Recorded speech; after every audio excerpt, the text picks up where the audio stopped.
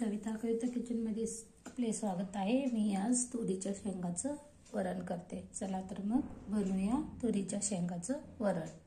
आता मी सोलून घेते आणि दाखवते।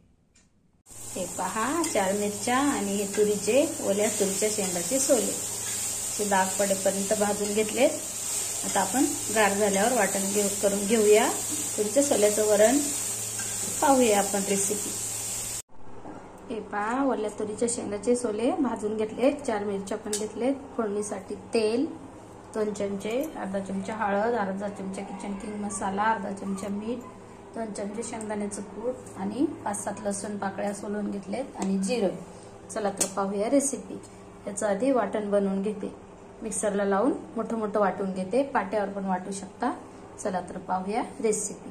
हे पहा, मी 1 गिलास भरून पाणी गरम करायला ठेवले आणि याच्यात आता घेतले मी वाटून घेते आणि दाखवते तुम्हाला।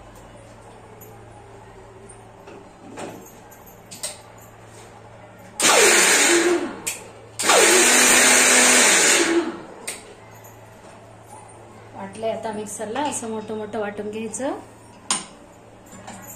आता आपण हे पाणी आहे ना हे पण काढून घेऊया।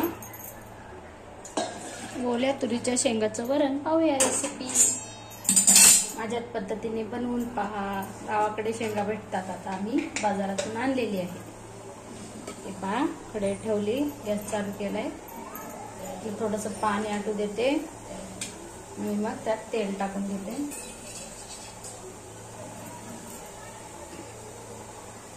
अंदाजे 2 चमचे तेल टाकते।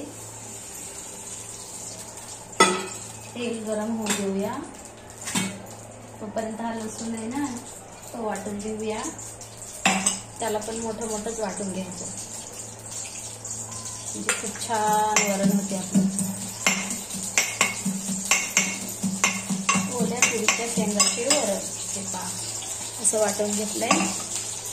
आता आपण 1 चमचा जिरं टाकूया, वाटलेला लसूण टाकूया आणि याला छान लालसर होऊ देऊया। खाऊया 2 मिनिटांनी। छान फ्राय झाला लालसर। आता हे वाटप टाकून घेऊया। सोल्याचं मोठं मोठं वाटून घेतलंय वाटण। त्याला थोडं फ्राय केलं की आपण शेंगदाण्याचं कूट टाकूया आणि हळद मीठ मसाला पण टाकूया। छान फ्राय करून घेऊया। त्याला 2 मिनिटं झाकून घेऊया। हे जे मिक्सरचं भांड आहे ना याच्यात आपण हे गरम पाणी टाकून आपल्या भाजीत टाकून घेऊया। खूप छान होतं आपलं तुरीच्या सोल्याचं वरण। माझ्या पद्धतीने बनवून पहा। व्हिडिओ आवडला तर लाईक करा, शेअर करा, सबस्क्राईब करा। आता आपण उकळी येईपर्यंत 2 मिनिटांसाठी झाकून ठेवूया। भाताबरोबर भाकरी बरोबर खूप छान लागते तुरीच्या शेंगाचं वरण।